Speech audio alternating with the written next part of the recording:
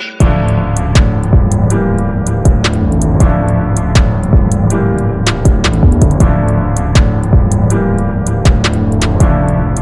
right, yeah, we're good. Yeah. All right, so 3, 2, 1. We're back on the podcast, and we're here with. What do you want to call yourself? I'll start off with Agent 7. That's my stage name, artist name. But I've kind of got used to, people calling me by my real name, Efosa.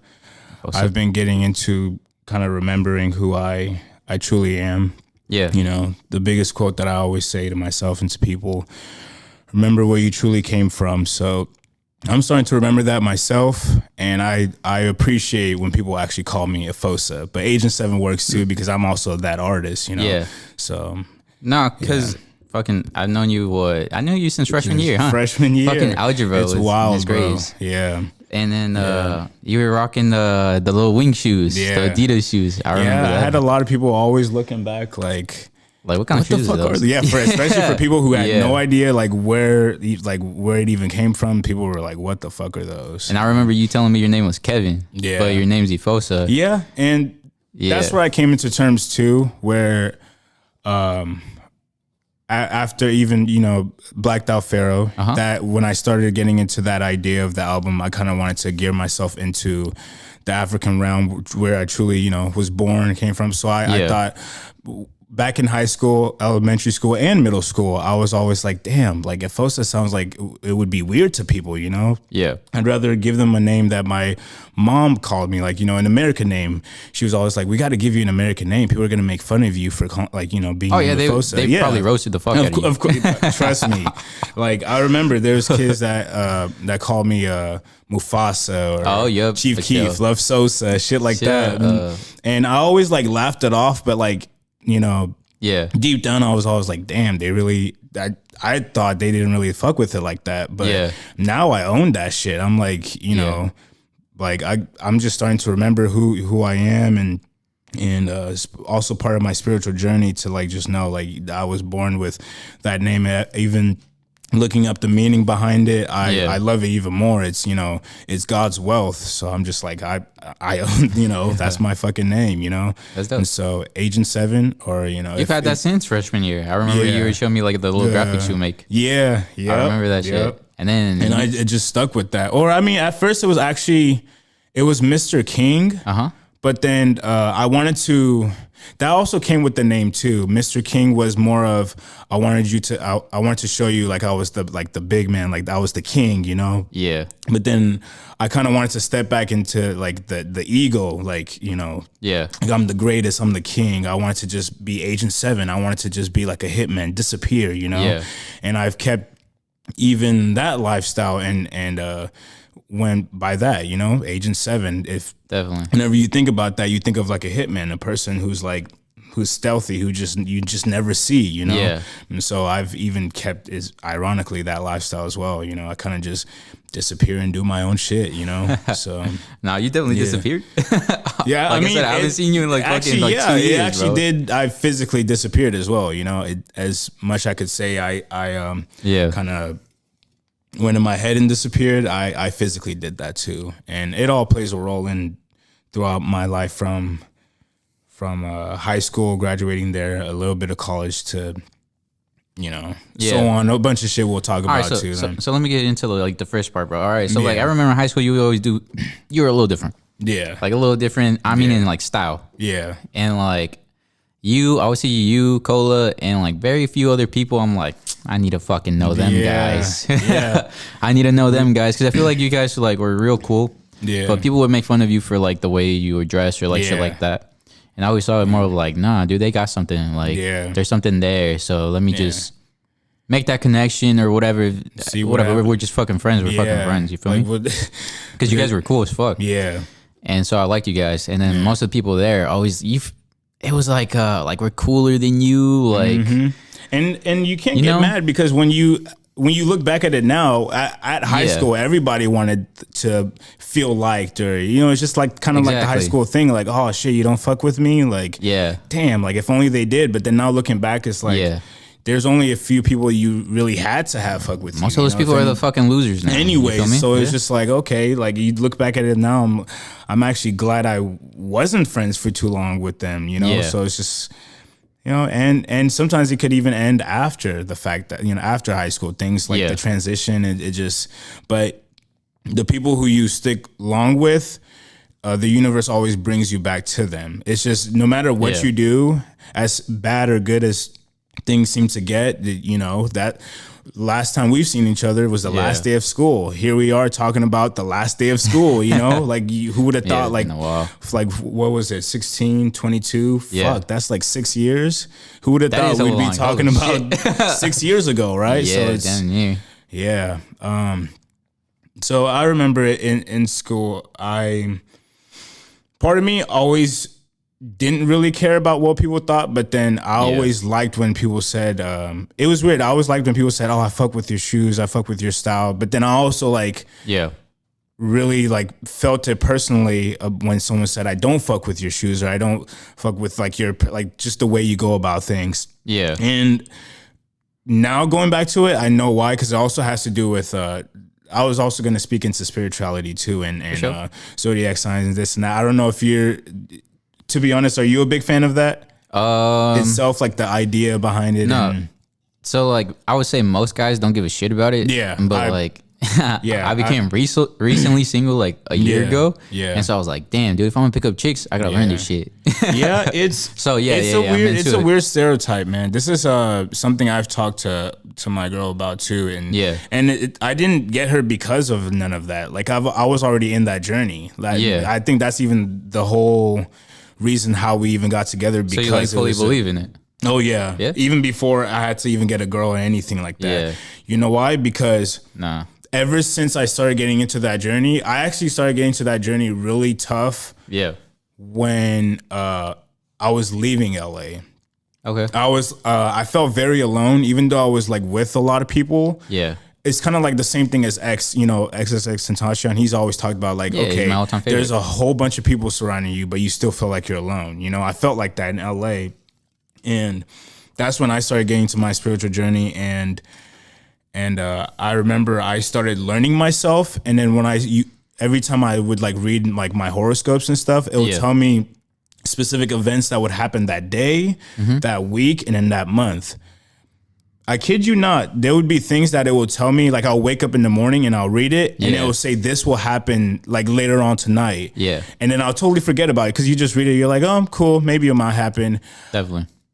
There'll be things that will happen. There'll be a word somebody will say, a sentence that somebody will says, and it'll click. It'll be like, what the fuck? That was the shit that thing told me this morning. I had that. Or it'll say in a week this will happen, or you'll for example, I think it was like a couple of weeks ago, it said that I will have like a financial like upwind or something. I'll get like a bunch of like random money that will come out of nowhere. Yeah. And so I read that thing, okay, I mean, hopefully that happens. Right. It sounds cool. And then all of a sudden I get I think I get like an opportunity to like work for like a video for someone, and they actually gave me more money than they said they would because I did a really good job with their editing, and it was just more than I expected. I was expecting whatever they said, and all of a sudden I'm like, oh shit, what the fuck, like. Thank you, because I edited your project really well, and so it's like shit like that. So it's almost like, how could you not believe it if you're like, if it's happening literally in front of your eyes, Yeah. And so a lot of it has to do with like people could be like religion, like, but that's also the craziest part. Yeah, religion and that. There's no difference. Yeah, it's there. It's mixed together. No, I agree. Like it's its own thing, and that's also a lot of the things that I've talked to my girl about as well too. Is people think, okay, I'm religious, but I'm also spiritual, or I believe in the zodiac. But what you guys both believe in is literally the same thing, but arguing about believing in something that's different. It's like it's a different religion. You're just arguing like religions. So it's. But y'all believe in the same thing. But no, I agree with you. With the horoscope stuff, me and myself, I'm a Cancer. Yeah. Okay. I think your birthday's around April. Yeah. So Aries for me, but I think that's also part of the stigma where people feel like, okay, this is either too much or they don't believe it, because some people are not, once you get very well educated about what it is, you actually get scared. Yeah. It's so nerve-wracking because it actually is so true to the point where you're scared to meet certain people that you might not vibe with, or what? That, and it could actually lead to you to know possibly when your death could be. Oh shit. You could actually know that deep into like your own. Bro, I would fucking like to know. That would be dope. It's way too deep. There's I'll shout out a YouTuber. He's not even a YouTuber. He's actually like a monk, a shaman. He's the one that made me even know myself spiritually. And it was actually from my girl was even the one that said, hey, listen to him, this and that. He will read you from the beginning to end, and he'll tell you about the shit that happened to your life prior. Yeah. And you're like, how the fuck do you know that? But you don't even know who I am. You're just talking through a YouTube video. Yeah. You know, like, that's dope. So send it to me. I like to hear it. For sure. I'll send that shit to you. But it's more than just the sun sign. If you're a person that just think, okay, I'm born whatever day, I'm a Cancer. Yeah. And if that's all you know, boy, do you have a lot of shit to learn. Nah, the ones that I know are my sun, my rising, and my moon. Okay. So I'm a Cancer, Aquarius.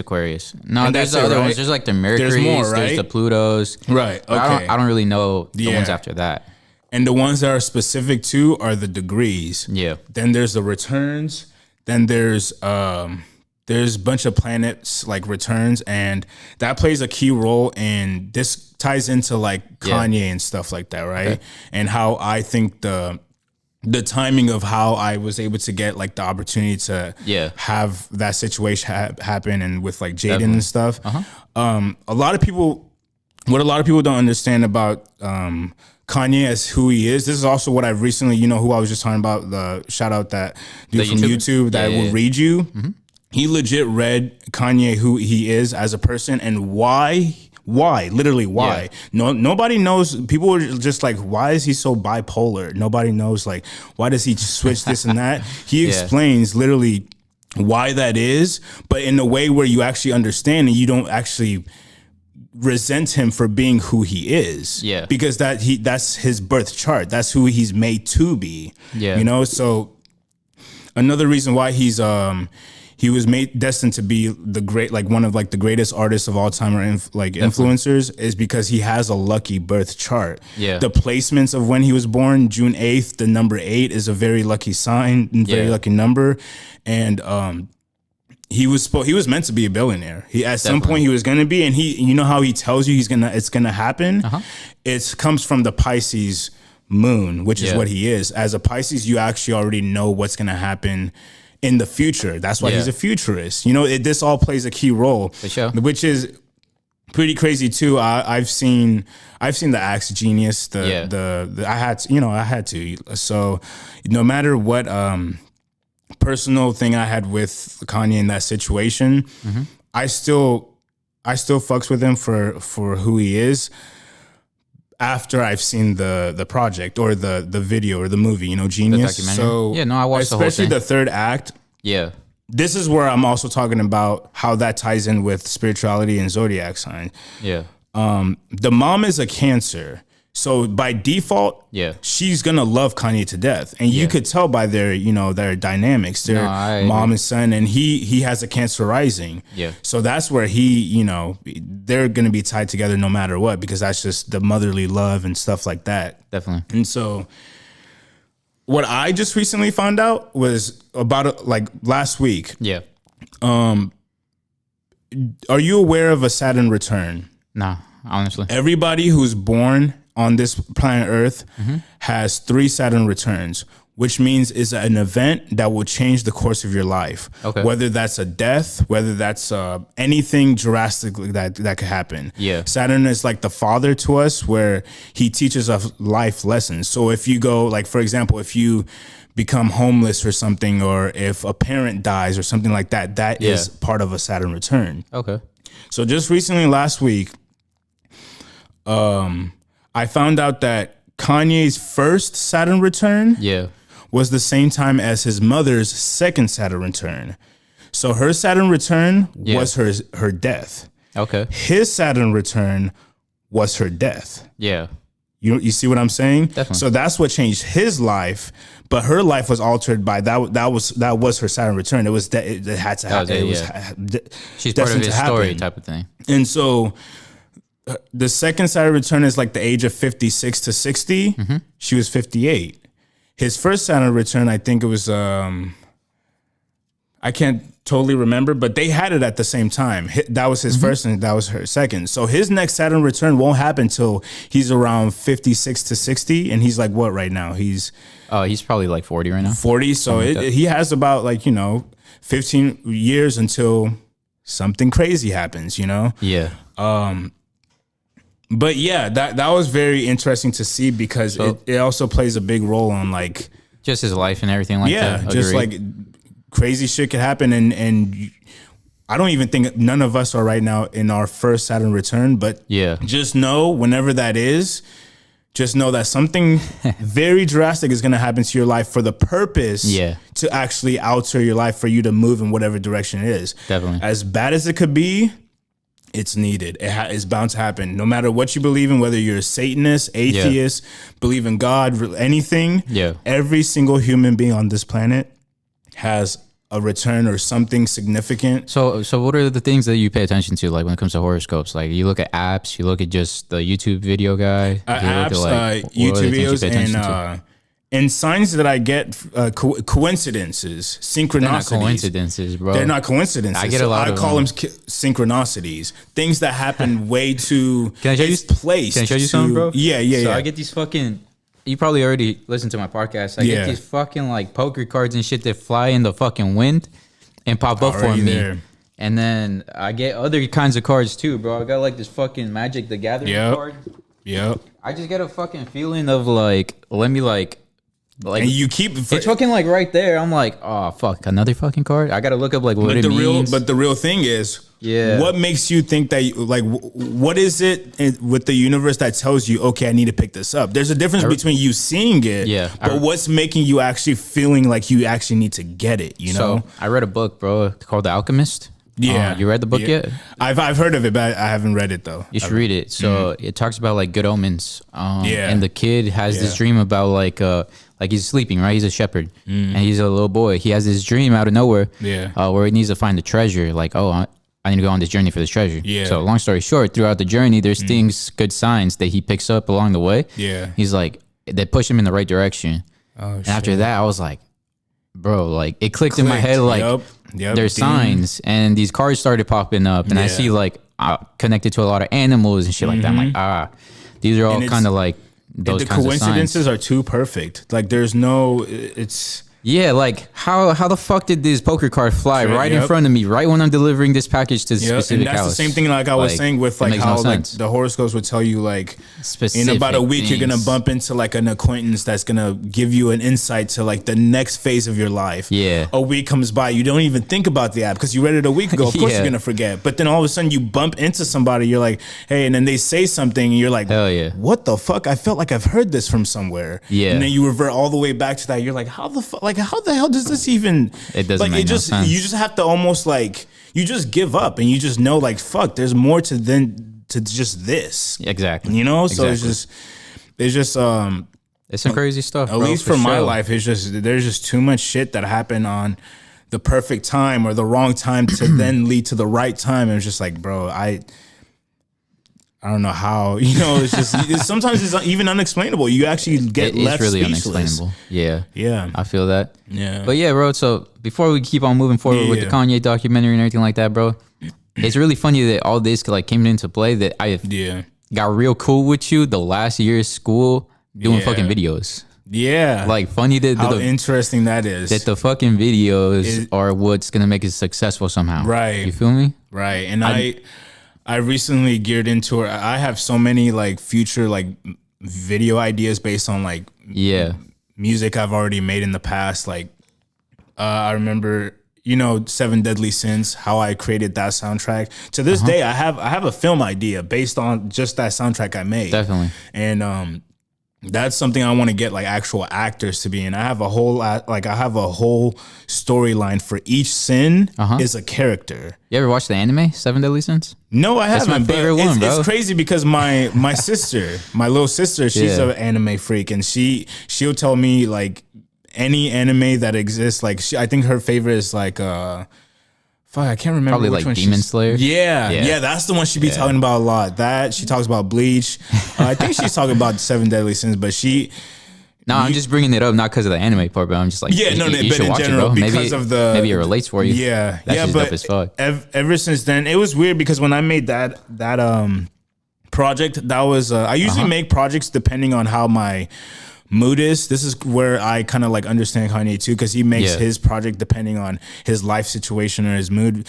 I was in literally my darkest part of my life. For me to make some shit like that, like that was kind of my very like lowest part of my life. I always thought like very. When did you release it, bro? Like the 7 Deadly Sins. July 2018. That was when I was living in LA too. Yeah.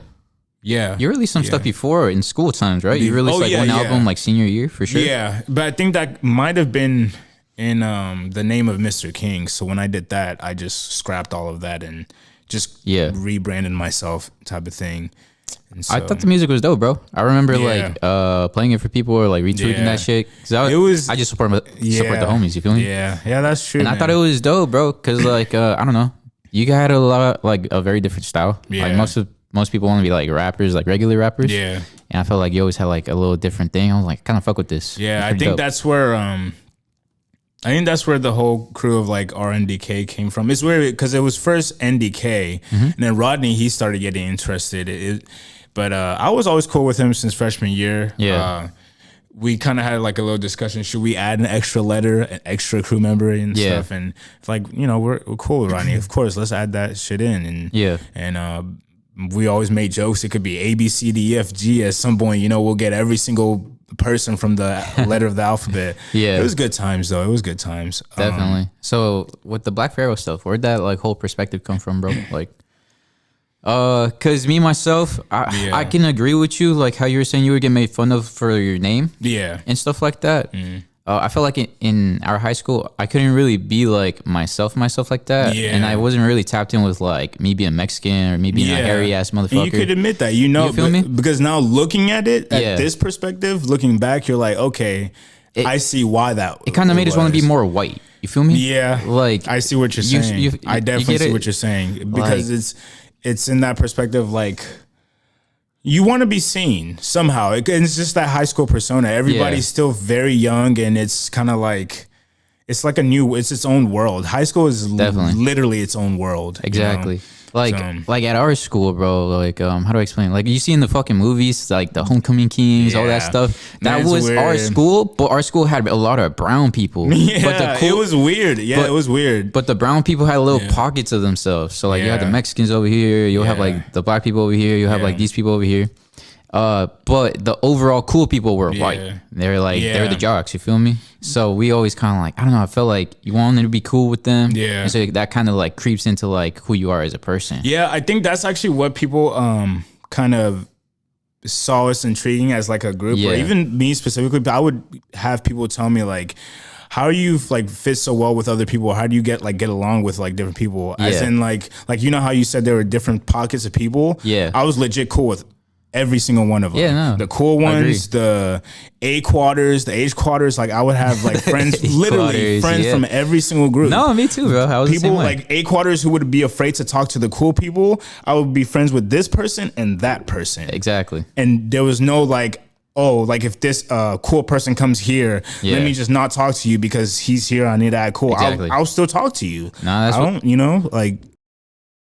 But yeah, bro, there's very few people who are cool with everybody. Me for sure, I was like that, but because I just did my own thing. Yeah, you were like that too for sure. But that keeps you open-minded because all you did was just observe and you saw like the goodness and flaws of people instead of always just making sure you see like the flaws and like, haha, your shoes are weird or haha, you look like this. And the thing is, I fucked with the A-Quaders because they love the anime and shit, and I fucking love anime. It's weird, man. It's also weird too because you actually still learn a lot from them. Hell yeah. As much as people want to like make fun of them, there's even like, bro, they were some of them are actually more smarter. Oh, hell yeah, the cool people. As weird as it was, there was like math wizards. There was like hell yeah, and then they fucking are ride or die for each other, bro. Yeah, they would fucking fist fight you over each other, bro. I think that's also where I got intrigued too. Is I'm a big person on loyalty. Yeah, you break any form of loyalty, like, I mean, I guess the levels are different too. But once it gets to a certain point, like it gets too far, you know. But that's where I always got intrigued. Is like the idea of their loyalty. It was just very. They were different. loyal. It was just fuck to what they did and who they were around, bro. For sure. I remember if they got picked on, bro, you got to pick on all of them, bro. Yeah, I remember. Fuck. Do you remember that? The kid Jose Valdez when he passed away. That whole fuck, dude. I felt bad. I remember for that. Kid, bro. I remember making a whole like video of that and stuff like that. And that was the friend that I was talking about. He was an A-Quader that I became really cool friends with. And Jose, the white kid. Yeah, and it was weird. I remember having other kids.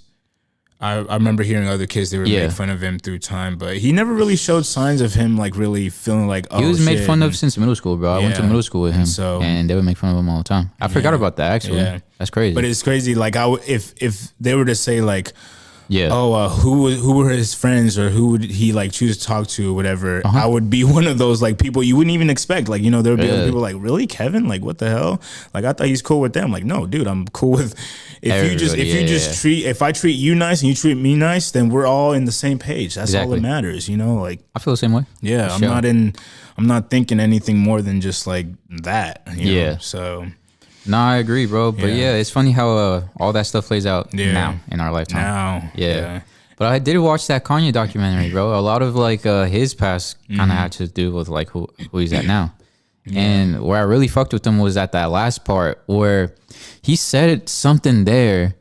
I forgot what it was, but it was like, yo, I'm going to create this person. Yeah. Like, there's a switch from part 2 to part 3. You saw him go all in on his personality. Yeah. It's like something clicked for him there where he just like jumped ship and is like, fuck you. Like, I'm going to speak like who I am and what I want.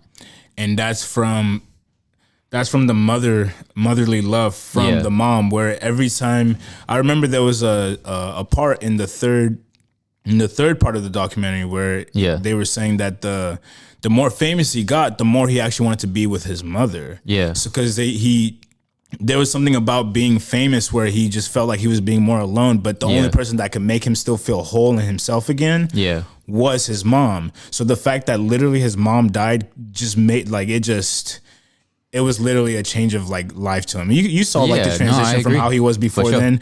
Bro, his mom could have been, I felt like his mom would have been the next Oprah. Yeah. Like the fact that she was the manager, like his manager was doing like many different foundation events for him. And I think she has like an Aquarius moon. There was an Aquarius that she has in her where she was very, humanitarian. You would see like she would make sure she has events to like talk to little kids and talk like to the world about like being your better self, you know. Definitely. And so one thing I would definitely want to say, this also has to do with childhood trauma, spirituality and stuff like that, is one thing I'm definitely going to say is I wish in my personal family life, I wish my mom was kind of like the Donda to Kanye. Okay. Because I kid you not, if my mom was, I'm not trying to say like, oh, mom, be Donda, or like, you know, if she was like much more understanding of how like my creative mind is and my whole process of like how I go about life, I felt like I would be in the same like unstoppable. Like if my own mom could be like my manager for Venaro, bro. Yeah. Like there is nobody in this like entire world that could tell me shit that it won't work or this and that, because I'm doing it for my mom and she got me in that level. She's my manager. Like she's like, working with me, not for me, nothing like that. Like we will be on top of the world. And that's how Ye felt when he was with his mom. Whenever his mom like sat him down saying, you need an angel to watch over you, this and that, he felt like he was God himself. Yeah. Once that was stripped away, it's crazy. He just felt like he kind of even overworked himself, felt like he needed to be a perfectionist. He felt like he needed to do everything in his power to have the world love him to that same extent as his mom loved him, because that was a piece that was missing from him. Yeah. Right? So it's kind of like the idea, I put that idea based on my own childhood and like the traumas and stuff that I've gone through. And I just like thought like, okay, I'm still keeping myself up in like my own brand and try to create myself despite whatever anybody in my family thinks or anybody outside of the world thinks. Yeah. I already still don't like if they say, oh, this is not going to work, or not my family, but they've kind of questioned like where my like motives and my creativity would go. But that's the part where I was saying like if they were in that same like support loving like mentality or that same set, like bro, ain't nobody in this entire world could tell. Like President Obama could come here and tell me you're not gonna do this or this won't work. But if my mom tells me we're doing this shit together, we're gonna make Venara the biggest brand in the world, bro. Barack Obama can't even tell me shit. You know what I'm saying? And now you see how Kanye is kind of like he's like, I am like the one that you should look, you know. It took him longer to get to that point because he didn't have him. It did, yeah. I feel like there's an irony to life where that happens. Yeah. Where like you're going in a certain direction, boom, like you're saying, the Mercury or Saturn return. Yeah. And then shit kind of changes and you have to figure that out on your own. Yeah. I had that for me this past year, bro. Yeah. My dog died and like I don't have siblings. Oh, I don't have siblings and like my parents were there, but they're always gone working. So like I'm alone at this house for 20 years of my life. Yeah. So then my dog dies and he was like that for me. The sibling. No matter what the fuck happened, he was my fucking guy. Man. And he was so outgoing. He's like everything I would like to be as a person. Yeah. And fucking good looking. So when he died, it was like, fuck. Like, like you legit like lost the one guy I had, you know? He fucking died. He was supposed to be here for like another 10 years. Damn. So that was my thing. So this year was my discovery year. Like, oh, this is who the fuck I am. And I didn't get to that point till this week. You're lying. I swear to God, bro. What the fuck? It took me this week because I had like, I don't know, a bunch of different feelings and shit like that. But I got to that point this week where like I was starting to talk to girls and talking to girls was so fucking easy. I was like, I don't want this. Like, this ain't it. Yeah. Like, I can be alone. I can do my thing.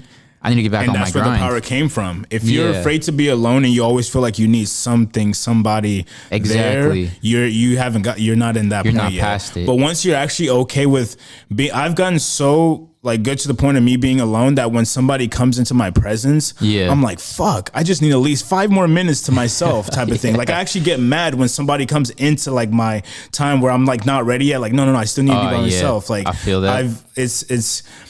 I don't want to get it to that point where it's just like, oh, I just want to, because you still need social life. You still need to talk to people and stuff. Definitely. I'm like, that's doesn't bother me at all. That's fine. But I've gotten to that point. That's something a quote Tom Hardy has said. Yeah. Where it's actually dangerous when you're actually comfortable being alone to the point where you don't even want to go back. You love that spot. And once somebody like interrupts in that, it's all hell breaks loose. Yeah. So it's actually dangerous to actually love being alone. It's actually it's actually a superpower, which is dangerous because not a lot of people have gotten to that point yet. Yeah, you know? Bro. So it all goes down with the journey and like your self-discipline and your awakening, you know. You know who the fuck you are. With our like there's no fucking famous people out here, bro. Like there really isn't. There's no big homie to help us out here. Do this. Nobody taught me how to do YouTube. You know what's the craziest thing? How you said there's no like famous people after the situation. When we'll get to that with Kanye and the Jaden we'll situation. Skip into it right now in a second. Okay, so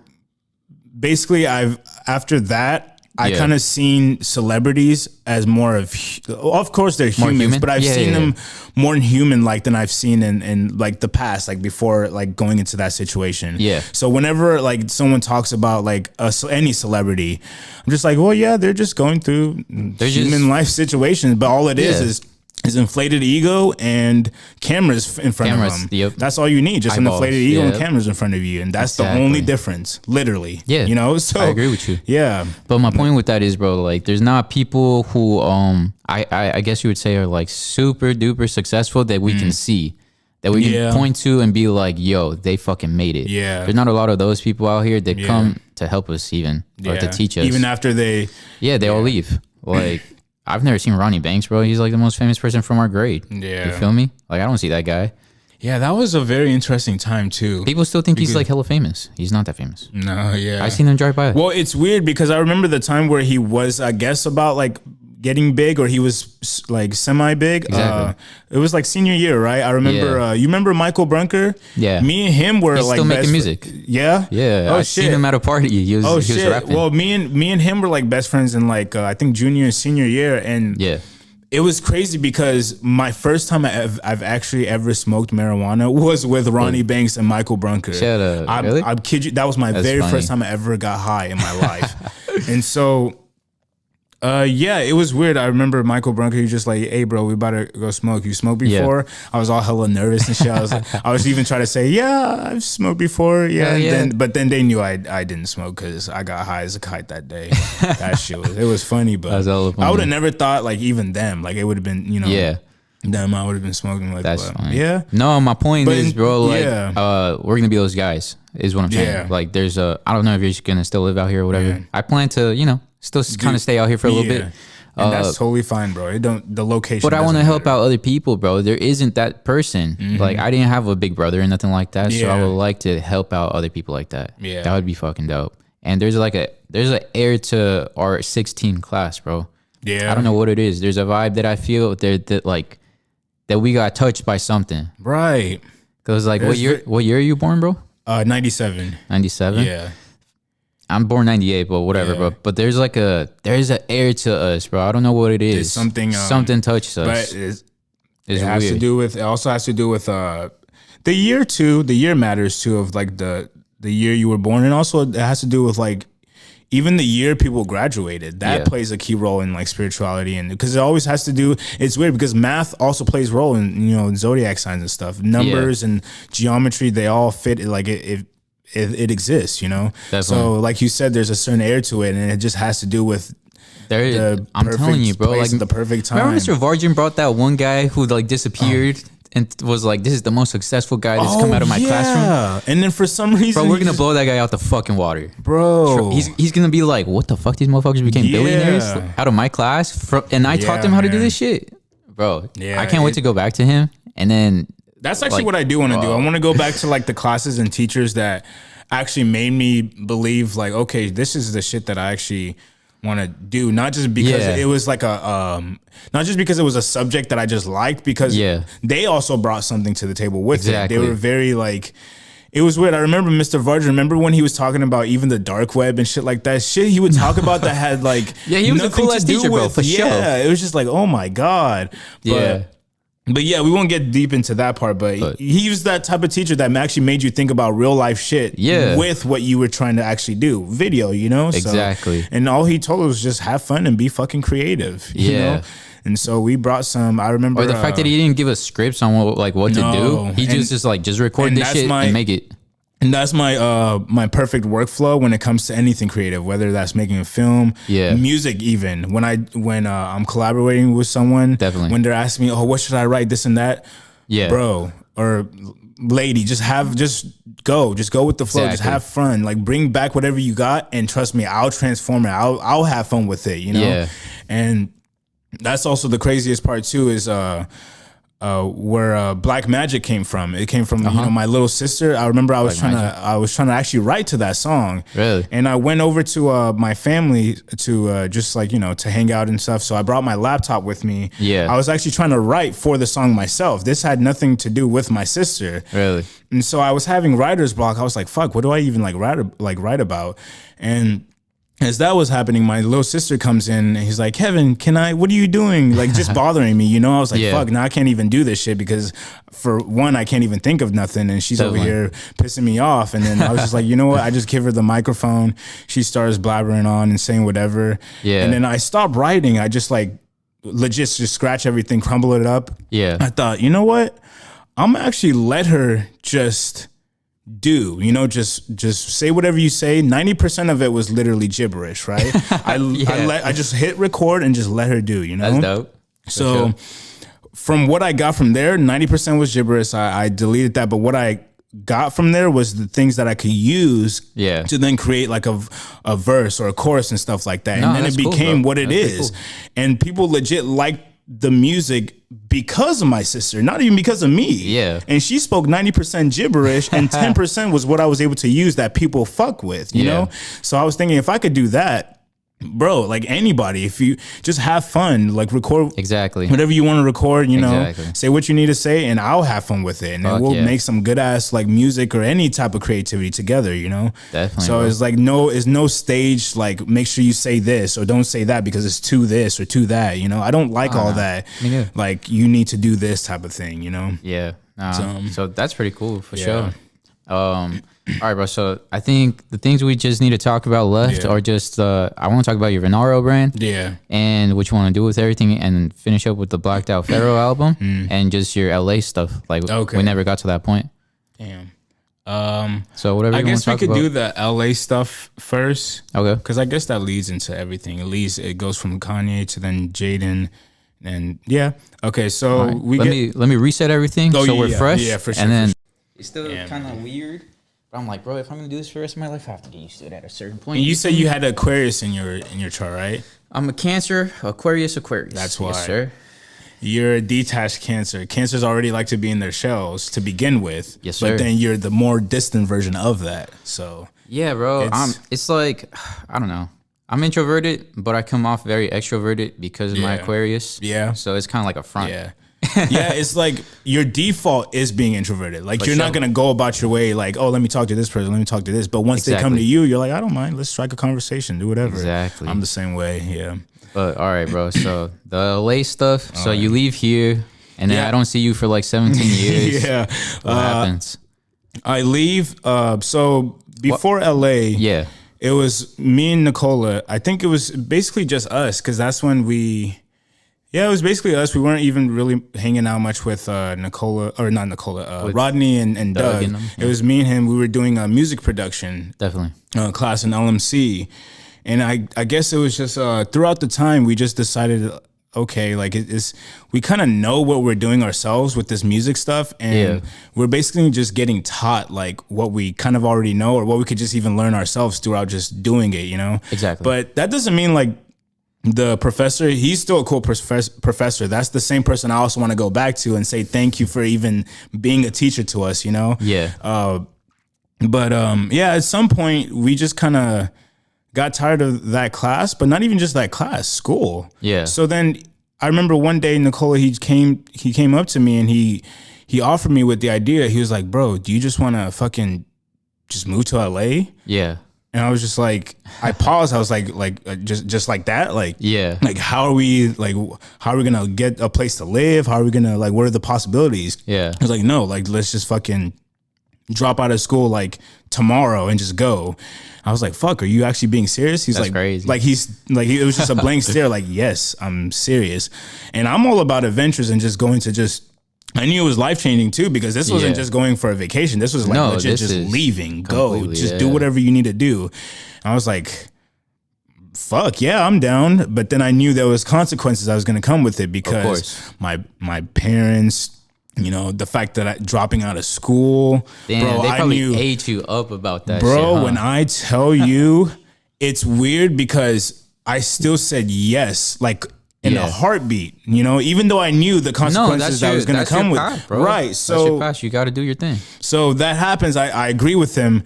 I go, okay, well then how are we going to do it? What's even going to happen? We can't just like leave without a place to be at or whatever. Exactly. So we kind of create a plan where he said, okay, we'll save up some money. We're not going to leave like right away, like tomorrow and just, do whatever. We made a plan to like save like a certain amount of money. So when we're out there for a while, we'll have time to then get a place to stay so we could be there, just be residents, stay. So that's when I hustled to work 2 jobs.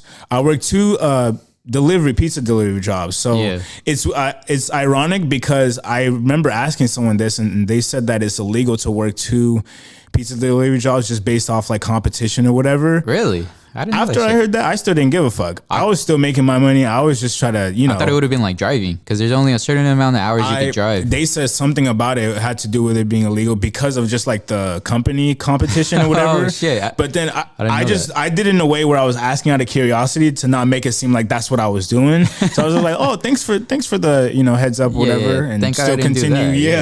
What the fuck? Well, anyways, time to still continue what I was doing. Yeah. And it's weird because I hustled a lot to make where I made that same amount of money within like a short period of time. I made it within a month, and our goal was literally 2 or 3 months. Yeah. So I think we did it within like a month. That's crazy. And we were able to save up in like $4 or $5 grand in cash because that's all I did in like with tips and stuff. Fuck, I wouldn't have had even close to that, bro. Fuck, no. And it's weird because we were able to like we were surprised, like we just saw the money right there, like, oh shit, we're really gonna do this shit. It felt like some Breaking Bad type of shit, like damn, that's you're crazy. about to just do some illegal shit and something felt very out of like place. Well, y'all were like what, 19, 20? Something like that. I would have 19, 20. I had some good credit, but most people have no fucking credit, bro. So it's like, how you gonna figure these out? Yeah, man. It's and what came with the consequence, I'm gonna talk about the consequence of doing that. I hustled this and that, but right before I was about to leave, I had a car. It wasn't, so here's how it worked. I was using my parents' car. It was technically my car because I was the only one ever using it. Definitely. But then the fact that I was doing all of that stuff, saying like I'm gonna leave, drop out of school, this and that. Yeah. They got very mad at me. They were like, my mom, she was like, bro, it was like the end of the world. She's an immigrant, no? Especially the school. Especially the school part. My parents too. When I told them I was dropping out, it don't even matter the fact that I was saying I was going to LA. Yeah. If I at least said I was going to LA and going to school, she's like, okay, well, just be careful in LA, this and that. But the second I said drop out, I didn't even have to say school. It's over. All hell broke loose, Didn't have my car. Bro, they said, okay, you could go to LA. I'm gonna clip this part, and for all the people who are kids of immigrants, bro, they fucking relate. They know. Man, it's kind of like, it's hard, but I feel like it's also part of your life. It's like your trauma that also like leads you to a certain part of your life. You actually it's weird because you even meet those same people that kind of relate to the same path in life, and that's who you like talk to, and that's who you try to get advice to, And so anyways, they said, okay, you could go to LA, but you just won't have this car. It's ours. Obviously it's in our name. We're just letting you use it. I was like, fuck. And so I told Nicola, well, I don't know how we're going to do this because only you have a car, but I don't have a car. Yeah. He said, fuck it, bro. We'll just go in my car. And I was like, oh shit. Well, fuck. And so I guess a couple days go by, and then that very day or the night before and the very day we go, my mom was like, are you sure you want to do this? Like kind of like saying like, are you, making me think like, oh fuck, is it really, kind of like the making me have self-doubt type of thing. Like, oh, should I actually do this? I think I should just like not do this now, Rationally, you shouldn't do it. Yeah, right. But I agree. So y'all left in Nicola's car. Yeah, Nicola's car, and we drive for 6 hours like straight. And the first thing we do is for the first week we stay at a hotel in Calabasas. Y'all stayed at a hotel? I would have slept in my car if I'm keeping it real. I would have been homeless. Man. Like if I get the right opportunity right now, and I'm going to LA to sign to like No Jumper or some shit like that, I'm homeless. Fuck, like, man, it's weird. I guess it has to do with part of our luck too, because that's also part of what I would say with synchronicities. Yeah. I'll tell you everything that was going to happen, like you'll notice the coincidence that happens, Definitely. And so his mom already said that she has a friend's place that we could stay at after the week passes by. Yeah. To stay at the hotel. So we chill for a week at the hotel, and we're just having fun, carefree, because we still have a month of like chilling at someone else's place. So we just thought, all right, let's just have fun. See what LA, specifically Calabasas, is about. Definitely. We chill at the Commons, like, just see what it's all about. That was my first time ever actually being in LA, like sitting there, besides going to Disneyland. Exactly. I haven't really been there. Right. And so a week goes past, and we pack up, and we're like, okay, time to go to, this place for a month. But once we get there, we have a month to legit like look for a place to stay, or we're fucked, So Yeah, we chilled there for the first week. We look for work, a job, and a place to stay. Doesn't work. Nothing. Shit. Right? We're like, okay, cool. We have 3 weeks left. We're a little nervous because a week went past, but we still have 3 weeks. You think 3 weeks, you still have time, right? Yeah. The second week goes by. No, we'll call you back on your job from the job interview. Nothing. We'll call you back about apartments. Nothing. Second week goes by. 2 weeks left. Now we're getting more nervous because we only have 2 weeks now. Yeah. Third week goes by. Still nothing. Both with job and apartments. That's bro, crazy. Our ass is tight because there is nothing left and we have a week and a half.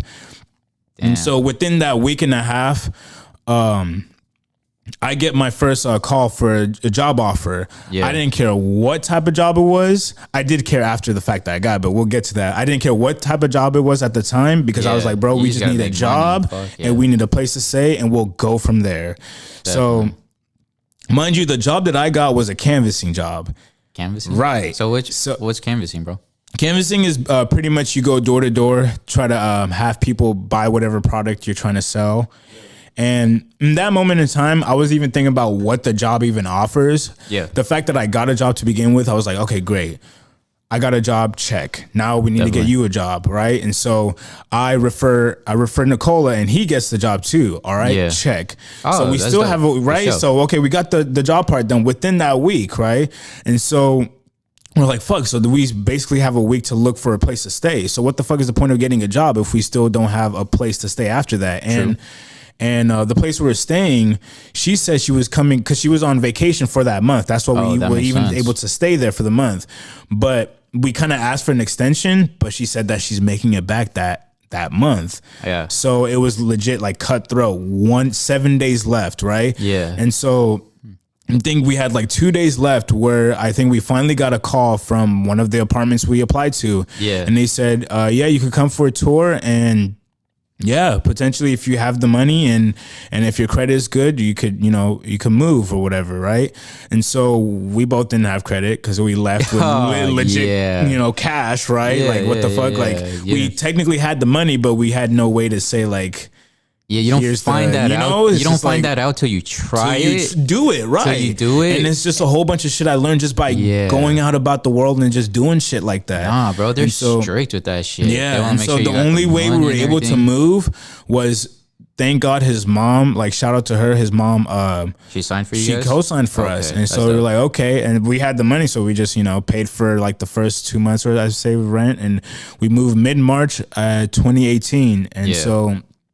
yeah, so then we started our canvassing job. Definitely. We thought it was okay, first opportunity job. We're more happy that the fact we're here. We're living in LA. We're basically residents, bro. Like fucking like we actually did it. Like the stuff that our parents or like anybody said we wouldn't do, like how are you gonna be able to be a resident, live in LA? Now look at us. We did that shit, right? So that's check. Step one. Good shit. Definitely. So it went through and now we're just worried about the job. Like, okay, we're starting to do our job, but fuck. Canvassing job was one of the worst jobs I've ever done like difficult? In my entire life. Not difficult. Well, I guess it wasn't really difficult to me because I was open with just like talking to people, try to like persuade people to get a product. Yeah. I guess it mostly has to do with luck because most of the time you just get the door shut on you.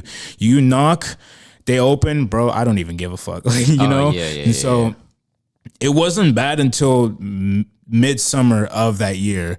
Extremely hot, doesn't matter. They sent us out on the 100 plus weather and we could not water wasn't even available. As long as if you finish this street, then you'll get your water, this and that. And I see what you mean. Yeah, the first person who couldn't take it was him. He was like, bro, I have to find another job, right? I was like, okay, just we had to make sure we were discreet about it, but didn't work out as he was trying to get a call from another job. Yeah. The manager walks past and he overhears him trying to get another job and he fires him on the spot. Oh, no. Bro, I was so fucking nervous when it happened because I was like, oh, fuck. All that work for us to be here, to live here could literally be fucked just because the manager, ironically just had to walk past and overhear him trying to get a new job. So now I'm left with a job. and it comes within time. We have to pay our next month's rent, and we're like, fuck, how's that gonna happen? You know, I think his mom helped us out. Yeah, she always comes in clutch. So even though we were always like worried, we still always wanted to make sure we did stuff ourselves because it was our lives. You know, we were trying to make sure, you know, we were trying to do shit for it. Yeah, right. Definitely. But we were always grateful that it happened either way. You know, that was part of our luck. So definitely. So I still worked where I was at, and he was able to get that job where he was working at. So this is where this leads to other things, a domino effect. Okay. He ends up working at a grocery store called Erewhon. So it's not like a regular type of grocery store. It's more of where celebrities, they shop at. You know, you'll see like dope. Rich people like shop there. So he gets a job there. I was like, oh shit, congratulations. Like who knows who you might meet while you're like working, you know? Yeah.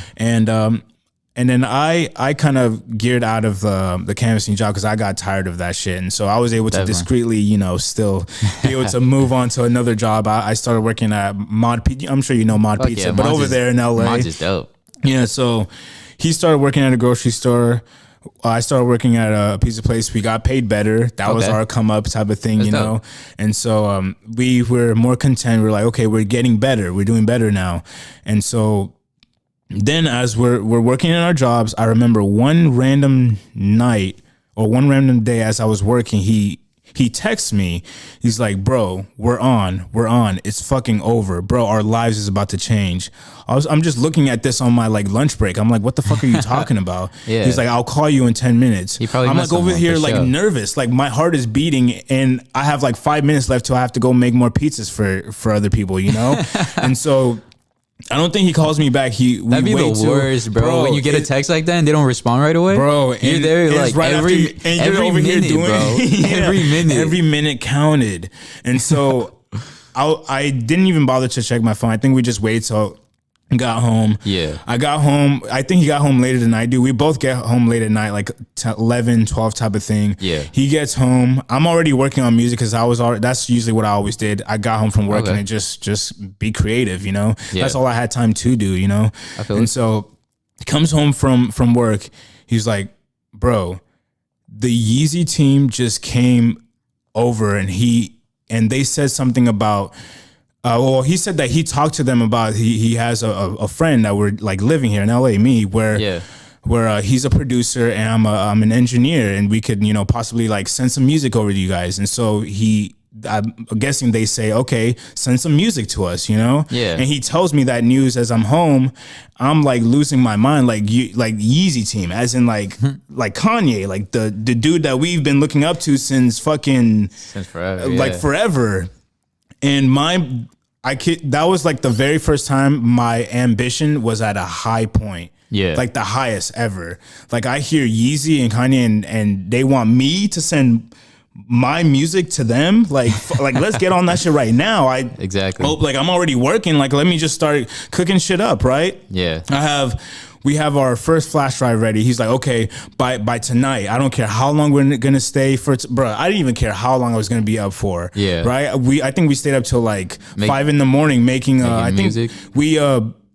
I made up to 7 beats. So the first flash drive was 7 beats, right? And then we also made a PDF introducing ourselves. I put my real name, so they are aware of who I actually am, my real name and Agent 7. Yeah. And he introduced himself as well too. We put our location, where we're from, where we came from, all of that. And he keeps it with him for about a couple of days because I don't think they come into like a couple of days after. Yeah, they're grocery shopping. Yeah, right. They're not gonna come like every single day or where is this and like, you know, where are these guys? Right, yeah, but he always makes sure he had it with him just in case it happened. For sure. So a couple of days come by and he's like, dude, like they have it. Like I don't have the flash drive with me. It's all in their hands now. Like the cameraman for Kanye, he I think he had the flash drive at some point or something like that. And he was just telling me these news where I was just like, fuck, like let's work more or something. Like my ambition was like just, I couldn't even control myself because I was just like, even when he goes to work, before I went to work, I would work on music to then go to work and think about more music to make to then come back to work and make that music. Yeah. So then he comes back home. He's like, okay, they came back and they said, okay, I like this. When they said something about they like this one song from the first flash drive. I was like, oh shit, they like something. That's all you need. That's what he said. He's like, okay, that's all you need is one song, bro, for them to like, and it could be like up there, right? Shit could change. And so shit could change. And give me 1 sec. Yeah. Okay. Good. Yeah. So with the story, so they got the flash drive and everything. Yeah. So they come back to him and they say, okay, we like one of the songs that was on that first flash drive. Yeah. But we need more. Okay, we like what we hear, but we just need more from him or from you guys, you know? Yeah. And he comes back, gives me the updated news. He's like, dude, they said they liked one of the songs from the flash drive. It was like a rock song or something like that. Yeah. And a rock song? For sure. Yeah, I think but believe it or not, most of the music that I sent to them will be beats that will be used for Blacked Out Pharoah. Oh, really? So it's a big project, bro. Like it's something that's life-changing for me, and it's all part of the journey, of my journey. So so I send them a total of 52 beats. Jesus. Right? That's a lot, bro.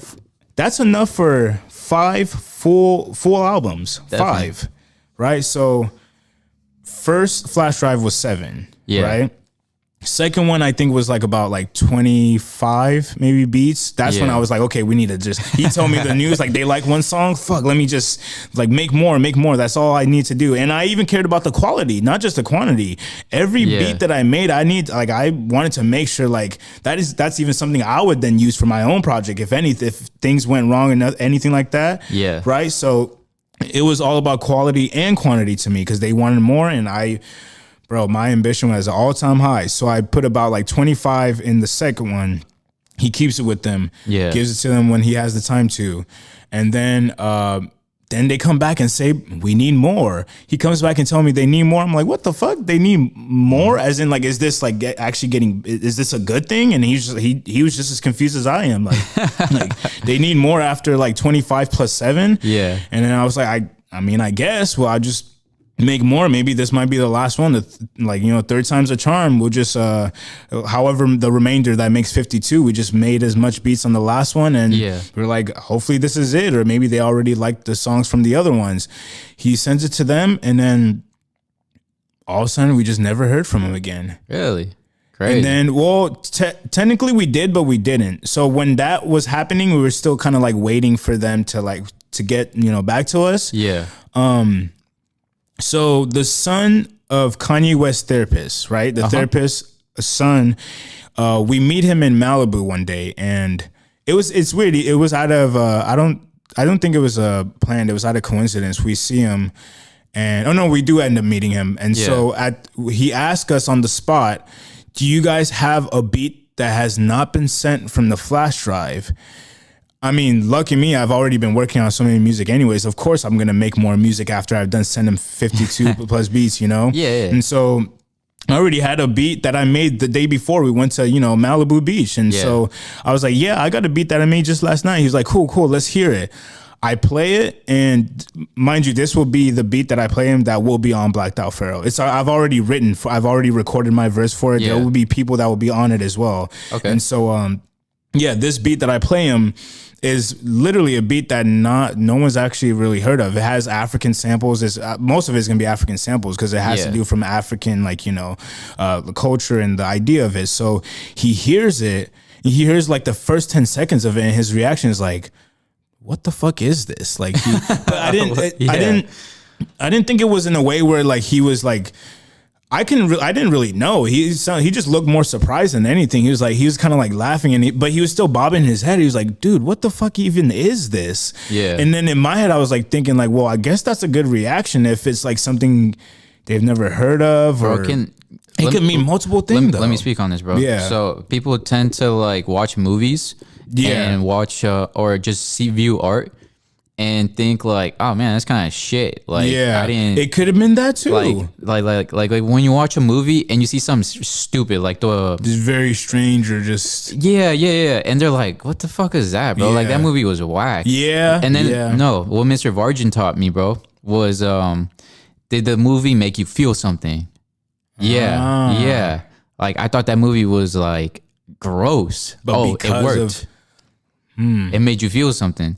Did that movie make you angry? Did that movie It made you feel what something is be better if it works. Yeah. So that's the point of art. It's supposed to make you feel something, bro. No matter what it is. With that song that you played him, he might have been like shocked, like, I've never heard some shit like this, bro. Yeah. But it made him feel something. So that means your artwork. Okay. So when I view like when I make my videos or whenever I do anything, when I make my art, because this is my art, you feel me? Yeah, right. What does it make people feel? I wanted to make them feel like dark. Like you can talk about dark shit. You can talk about people dying. You can talk about your depression, doing drugs, all that stuff doesn't get talked about. Yeah. And you can feel, oh shit, there's other people that do all this stuff and it never gets talked about. Right. But I can hear it here. So it makes you feel like a dark vibe. Something. You're feeling something, whatever it is, you know? So yeah. with your music, yeah, bro, that's dope. Yeah, and so then that's when, he listens to it. He was like, dude, what the fuck even is this? And then Nicole was like, right, like it's even like, well, Nicole loved it. Like he loved it because he knows that I always be making like, you know, just different shit. And I always make sure I do. I never like to make shit that sounds like what is already there. Exactly. So, yeah, that happened. We spent, I think he only spent like about 15 minutes. He left and we didn't hear nothing for about like a couple months from even him, nobody. Yeah. Until one day the kid sends him a text of a picture of him holding the very first flash drive. Oh, really? The first one that we sent him. Yeah. And then that was it. That was fucking it. That's the last time you guys heard from him? That's the last time we've heard from anybody. Yeah. He texted him back, never even heard a word from him. The last thing we saw was the kid holding our very, very first one. I don't even know what happened to the second or third one. Yeah. That was the other ones with more music to it, you know? Of course. And so like was the kid just keeping it for like, I'm to this day, I still don't even know, you know? Like, you know what's going to be really funny? That's going to pop up again. Yeah. Just give it some time. It's going to be so fucking funny, bro. Yeah, man. That was what year? Yeah, I think like 2018 or 2019. No. We sent the beat out 2020. Yeah. The first beat. I remember that was around the time Ye was wearing like the rainbow hair and he had that like mayonnaise like fucking Lambo truck, or not Lambo truck, but like the Lambo SUV. It was around that time, you know? Yeah, it was a very interesting time. But yeah, but then after that, it just never nothing. So then after hearing nothing from him, it didn't really, it changed a little bit for me. I didn't like stop being ambitious. Yeah. But it obviously wasn't the same as when I heard the very first dude, like they fuck with one song or dude, we're about to be on this and that. Like it went from just like not hearing anything to like, oh fuck, like I just had a chance to work for Kanye and then nothing, you know? Yeah. But that in my heart is I still knew music or like creativity was for me. I wasn't just gonna stop, you know? Of course. And so then I hear the news one day, Nicole comes to me, he said, bro, I think this might not be for me, you know? Yeah. And I think it had to do with just being discouraged because it's like our idol, you know, the person that we looked up to. We literally had like to work with him in the like fingertips, in our fingertips. It's like right there, try to grab some chips that someone's trying to take from you. Yeah. And you just couldn't grab it, you know? And so he was just like, yeah, I think I'm gonna just have to try to like figure something else out, you know? Like, yeah. And as sad as I felt with that, because I knew the whole reason why we chose to move to LA was that. Yeah. We wanted to be like music moguls, you know, like he wanted to be that engineer that everybody would know about. I'll be that producer that everybody knows about. Yeah. And just got that cut off. I was just all like, fuck, like that's literally the whole reason why I had my mom yell at me saying that I won't go nowhere, this and that, because like this is the reason, like it's just gonna end like this. And part of me was like, damn, like, come on, bro, let's continue. But then also part of me is there's boundaries too. Like I know it's still your choice. Like you could still do whatever you want. I'm not gonna say no. Make sure you stay here and make your music. You better stay here now, or I'm like But it's just like fuck, man. But I'm just keep trying, you know. Definitely. And so he keeps working at his Air One job, and I think he was like looking for another like better job, like a career, and he ended up getting like a job in the weed industry, and that's where he wanted to gear towards. I had no, like, you know, I was not like mad or nothing. I was just like, okay. At first I was like, my reaction was just like, fuck. But then I was just like, all right, we'll figure something out. We'll live together, do this. You know,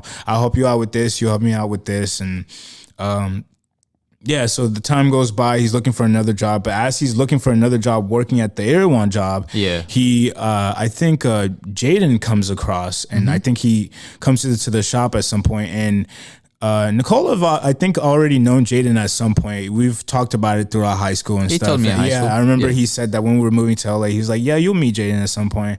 I was like, "Cool." Like, you know, I was pretty excited. I didn't really know what to expect, you know. So, so he comes in, he was like, "Yo, Jaden," and he was like, "Oh yeah, I remember this and that." And he's like, "Yeah, I have I'm currently living here in LA now. You know, this is the place to be, and I have a buddy who's a producer, and I'm guessing maybe Jaden like allowed it." He was like, "All right, sure, let's probably come through and like work sometimes or figure something out." And I think that's how it started. I don't remember like how the transition happened. I just remember all of a sudden we were in the presence of like misfits. Like we were like surrounded by Willow. We were with Jaden, and I'll start off by saying this: everybody was cool until a specific situation came about. So I'll start off with Jaden. Jaden had nothing against Jaden at all. He's a cool kid, and he's funny as fuck. What is really funny is his laugh. It don't matter how serious the situation is. The second he laughs, it's over with. That was the joke of the day, you know? And so I love when we went to like their like whatever showing, like if there was like an album viewing or whatever. I love being in the theater, like listening to like Teo's new music and Moises' art gallery and stuff like that. And Jaden was amazing. It was cool. I remember I even had the opportunity to, I had a binaural speakers that I've made. They were like the beta versions. Like I just made like a sample, like a pack of binaural speakers. And I remember I gave one to him. I gave one to Jaden and Willow's boyfriend, Tyler Cole. And I remember Tyler Cole, he was like blasting music out loud in front of it. He's like looking around, like seeing if people like fuck with it. Like, hey, look, I'm playing like music from his speakers. And me and Nicole was like looking at each other like, bro, you just gave Jaden Smith a piece of your product. And it didn't I didn't like really collect it because I just thought I was just like, you know. You're just in the moment, bro. Just in the moment. It takes a while. And so it's weird though. The only ironic part about it was when I gave Jaden my speakers, he already had a Beats pill in his hand. So I was like, oh fuck. So I don't like, and I knew my speakers were just like samples and beta versions. So I knew they came with like flaws and stuff. Like, you know, after a while they won't work that very well, whatever. It was more of the aesthetics. I like the design of it. So I still don't know if what Jaden ever did to it, but I was just glad that I even got a piece of my product to him, you know? Definitely. And so, it was very interesting. He already had a Beats pill. He was like, oh, thanks, bro. And then he just like puts it in his pocket or some shit. I was just like, yep. There's that. But I was more excited that the fact Tyler Cole was playing in, you know.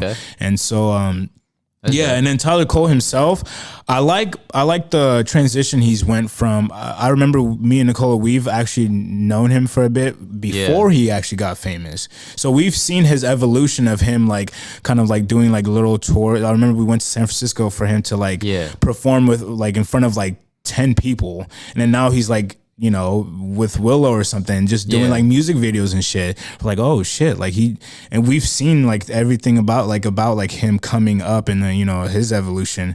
And and so then after him, where we really started to try to get to do like the work, or where we thought we would start doing work, was Jaden's cousin. Daniel D. Ortiz. This is where the issue came up. And by the way, Willow herself, she's amazing. She's actually the best. Bro, I fuck with that song so hard, Transparent Soul.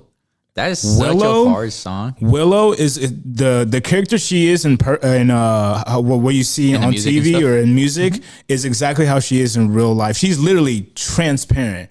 She'll speak to you exactly the way she would speak to the person next to you. Just because you're a different person than them, I'm not going to be like, oh, I'm going to act this way to you and then let me act a little different to come for you. No, she'll just be the same person she is to you to the next person. And that's the same way she is just all about, you know? That's cool. And her personality is fucking live, bro. Like, she'll just do some funny ass shit for no reason. And so so the Daniel guy? Yeah, and so that's where the issue came from. Definitely. So at some point we were gonna end up working with Jaden on his Iris album. Mm-hmm.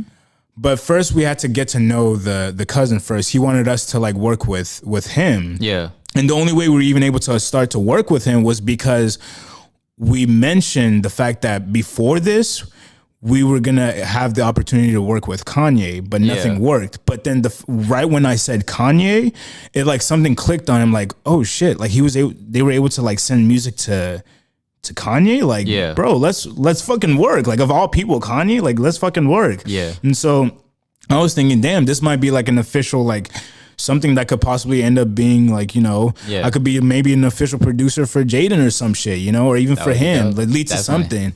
So, the first like week we go to the studio and we're just like getting ideas of he's just listening to like beats I've made for Kanye or even potential beats I can make for, you know, for him, and he introduces me to like a group.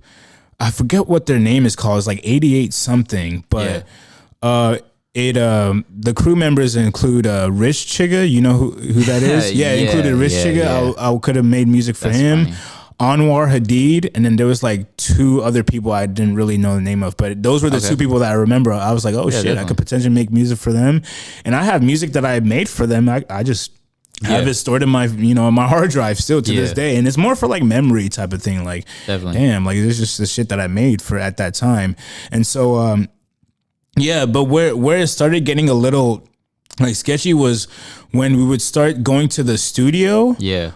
And then he wouldn't really do much. Like he would then start like doing something else besides like what we were going there for music. He would start like talking with his friends, and he'd be like, "Oh, I'll get with you guys. We'll work soon." And then all of a sudden he would just like say, "Oh, we'll work tomorrow. We'll work some other time and do some."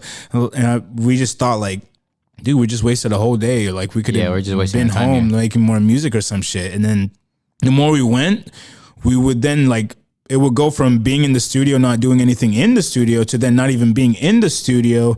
And we'll be at his crib, like at the apartment with like different dudes, like playing like Mario Brothers, or they play a lot of Mario Brothers. That's not like that. That's fine. But it was more of like, is this all we're doing? Is this all like what we came here for? I thought like the whole point was to like make some art and go somewhere with this, right? Definitely. And so, it didn't get bad until the point where we finally go back to the studio at some point, and one of the beats that I think I sent through the Dropbox for him, he says that he likes the song, but he didn't tell me what he was gonna do with it. Like he never told me. He just told me I like the song, so I was like, okay, shit, like he's gonna use it. Yeah. So then we go to the studio. And then he tells the person, I think the engineer that's about to work on the session, he's like, I'm about to play you a song that I made. Yeah. And he plays the song, and it's a stripped down version of the song that I sent him. That's I was like, bro. What the fuck is going on here? You know? So then that's where it started. And so then it really didn't get bad until one day he invited me to his DJ set somewhere in downtown LA. And let me tell you this right now, the only reason why this whole Jaden situation went downhill was because of a female. It's always something like that. It's always something like that. It's always that rant, you know, it's just one distraction that comes and derails the whole thing, right? Yeah. So yeah, the DJ set in downtown, Rahab's going on. And I was like, to be honest, long story, I'm gonna just leave, dip, and I'll tell you the rest, and you know we'll go from there. Yeah. So I drive back and forth I had to go on a trip twice for me to get all my shit. Stuff, all my stuff, and then I chilled there. I think I lived here for about like 2 to 3 months, and then that's when me and my girl then decided let's make our own life and let's leave, because she also had issues in her side of the family too, you know. She so we just both made the decision like let's go, and we ended up making a family. I have a daughter. No way. Yep, that's something that was that's crazy. Yeah, she was born September of last year. Okay, congrats, bro, for sure. Yeah, and it's crazy too because besides Blacked Out Pharoah, I know Blacked Out Pharoah is going to take a while to be released because that's also something I'm going to cover. The reason why it's going to take so long. But from now to the time the album release, I'm going to be releasing things. So people are always going to be updated. I have an album that's getting released. Should be next month. Yeah. Hopefully it is. It's a multi self-titled collaboration with me and my girl. Yeah. So shout out Deja Lee. She's, the one collaborating with me. It's an album, joint album, and one of the titles of the song is To Our Daughter. It's her name, it's literally her name on the title. But I'm like 90% done with it. I just need to finish mixing it to then send it off to get it mastered. I mean, as I thought, because this morning she just came up with a new idea saying, hey, let's make another song. I was like, well, fuck, now this is going to take longer, Yeah. But we have a project coming soon. Congrats. What's your daughter's name? Janias. Yeah, so you'll see the title on there of the track titled Janias, and you'll hear her laughters, her, shit like that. But like I say, how I use my sister's example. Yeah. All you got to do is just make sounds and I'll figure it out. Yeah, man, it's a cool compilation because what we were talking about in this album is childhood trauma, because that's what we could both relate to, and spirituality, this and that. I talk about zodiac sign and age of Aquarius. That's what we're in right now, where more people are being awakened to the bullshit that's going on right now in this world, which is the age of Aquarius. Innovation. That's where all this electric vehicles, all this new technology is being made because Aquarius rules technology. Yeah. Yeah. So anyways, that's what's currently going on in my life right now as present day. Got an album I'm working on top of still getting in control of Blacked Out Pharoah. Yeah. And with Venaro, I'm still keeping that the brand itself is still still a household brand. It's not like one specific thing. It's not like Venaro for clothing. It's just that's it. I remember you had it in the magazine, didn't you? Yeah, for 3 GQ covers. I remember that. That was a very interesting time too. Yeah, one day I saw that shit. That shit was sick. Yeah, I got an opportunity to be on 3 covers, or not 3 covers, but on sections of it. Okay. And that was the day we met each other, right? I was actually working on that, one of the magazines for it, the sections or the segments for it. And then we met each other. But that's funny. Yeah, that was a cool time too. But I'm currently working on that, the album. Yeah. Once that's done, I'm still in the process of getting features, getting other people that I could kind of hear their vocals, to see their skills and learn from them and get some from them and get features from them. So whatever they send me, raw vocals, this and that, I'll be able to work with, and they're excited as well. That's believe it or not, not Blacked Out Pharoah. Black is the New Black is not even finished. So you watching the music video and listening to the song, my verse, it sounds like it's a finished song. It could be, but I decided it's not finished because I want... That visual was cool for sure. Yeah. So I want another feature. I want somebody. I already know who's going to be on it. I've been, communicating with a bunch of people saying okay, you'll work with this beat, you work with this beat. I think I have 90% beats already done, and most beats were from 2016, from the year we graduated. Yeah. And I'm still making beats to this day for the album. It's all between the high school times, Kanye era, Jaden era, and now, of just different music or different beats that I've made that I'm gonna have people on, and my girl is gonna be on it. I'm gonna have my daughter's gonna have to be on it, and that's the reason why it's gonna take so long. Another reason why it's gonna take so long as well is because at some point I'm gonna make a trip to Africa, specifically Nigeria. Yeah, I've recently connected to my biological father. The relationship with that is still a little shaky. I bet that's weird because I haven't seen him since I was fucking born. So it's just how did It's a stranger. It's a stranger, really. But I've been trying to get. I try to talk with the siblings I never really knew about till 20 plus years later. Yeah. And I can't say they're not in my siblings because they literally look like me, but I still don't. It's fucking crazy, bro. They look like me, but I never knew they existed. I can relate to you because I turned 18, right? Yeah. So that's right after we graduated. Oh yeah. And fucking dude, out of nowhere, my dad was like, "There's this girl on Facebook. she's saying she's your sister, but just so you know. And then he's like, but no, don't worry about it. Don't worry about it. That's the best. That's like the. And then, bro, he comes in like 2 months later. Yeah, that's your sister. I was like, this motherfucker. Yo. And so she looks like me, bro. And we're like, she's only like half a year older than me. And I'm like, this is crazy. But like, throughout your whole life. Yeah, exactly. I am an only child. And she lives in like somewhere else. Yeah, so you basically are because it's like. Your own child other than your sister. Yeah, right? Yeah, that's true. Yeah, technically I would be the only child because it's from obviously a different dad. So you could say technically I would be. Yeah. But so I relate to you, bro. Yeah, it's weird. It's like so many things. These people fucking look like you. They're kind of like you. Yeah, but you don't know them. But yeah, anyways, recently I told one of, I think it was like the youngest son or my, I guess, youngest sibling.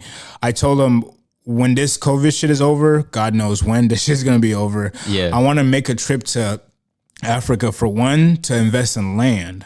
For there, and two, to potentially try to like reunite with families that I've never that's dope, bro. been able to contact with, and three, I told him that while you're waiting for me to go there to see you guys, collect a group of African kids to sing for a choir. You guys are gonna be in an album that I'm making in the future called Blacked Out Pharoah. That's cool. Kid was excited. So he was like, okay, what age range do you want? I said, bro, from age like 6 to like, I probably 18, make sure they're teenage kids range, And so I told myself, Blacked Out Pharoah will not be released until I get African kids, live kids. There's no sample shit. I'm gonna make a trip to Africa to record African kids to then come back, mix it, get that shit mastered. Yeah.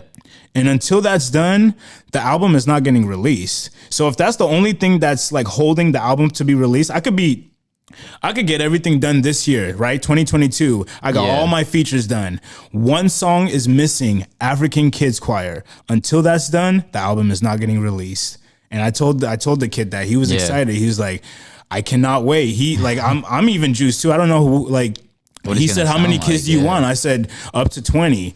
I'm gonna go there. I'm gonna see 20 kids I've never, it's just different, For sure. So bro. That's cool.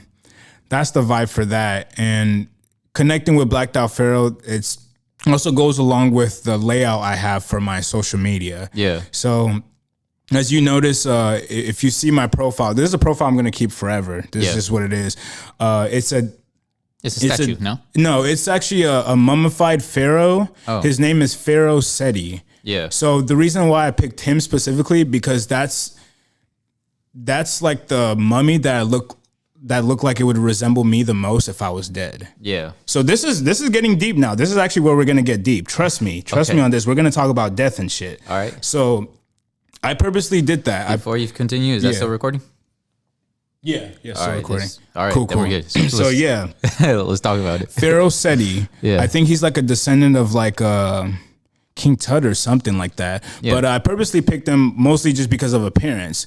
That's how I thought I'd see myself if I was mummified, bald, and like if I aged, like that's literally what I would look like if I was dead. Yeah. So I placed it like that. I'm never changing that. That's what that's my profile picture. Yeah. So now we get to the no post. The reason why I have no photos or nothing posted on my social media. Yeah.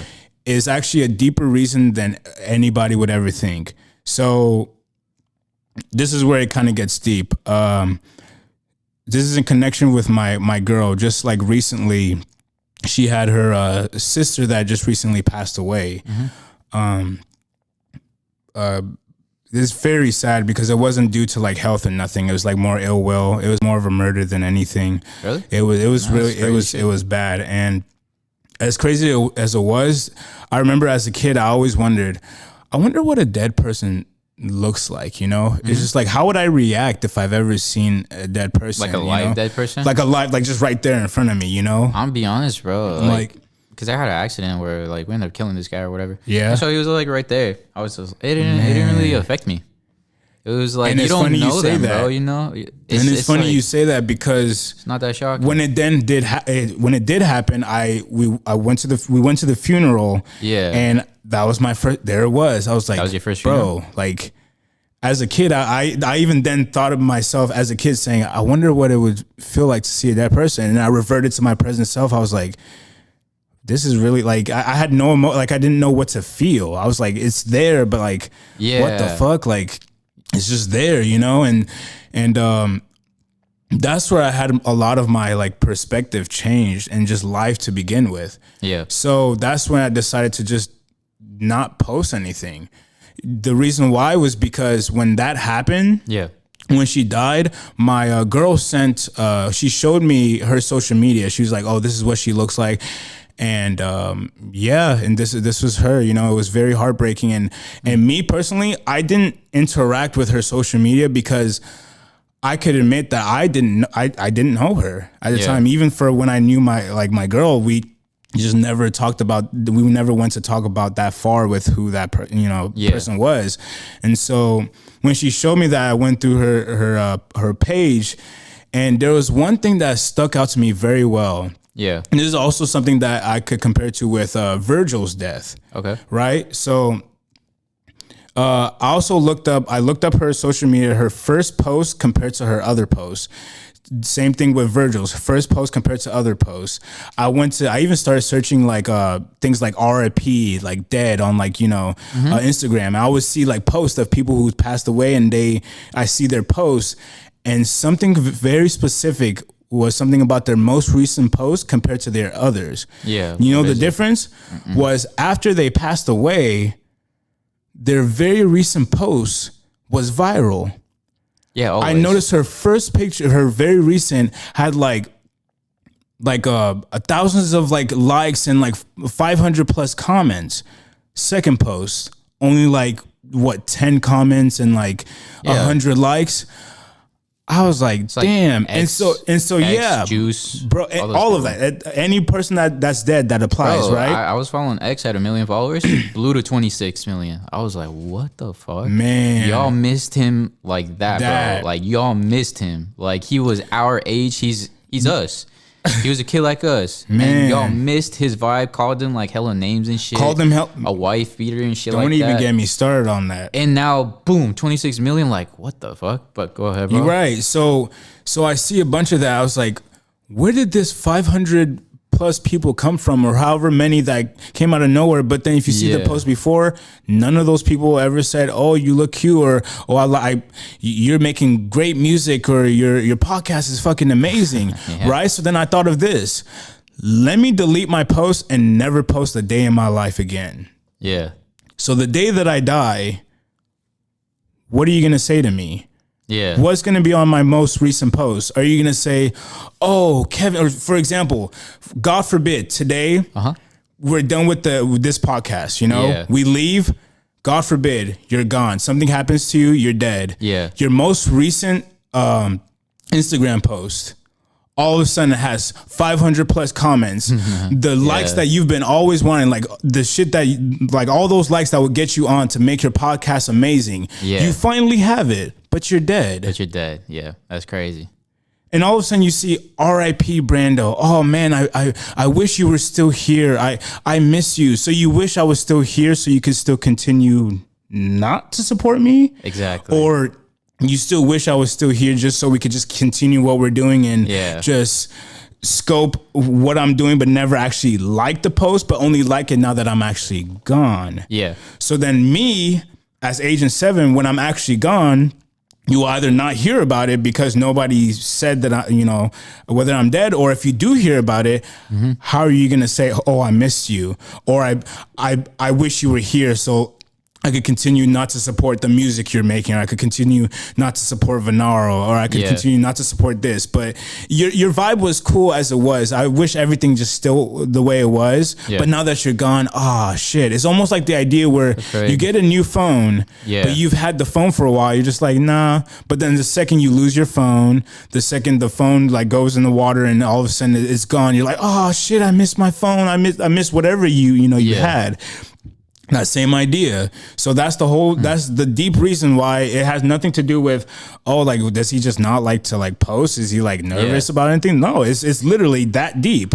Like the day that I die, there's nothing like I don't want. It's the same thing Jay-Z has said about his death. He's like, I don't want nobody tweeting about my death, like, oh, I miss you, or I wish you were still here. So you could do what? Just continue just not caring, like, you know. So that's that. That's how I've seen social media now. Like, I've seen it like just very, I don't know, like.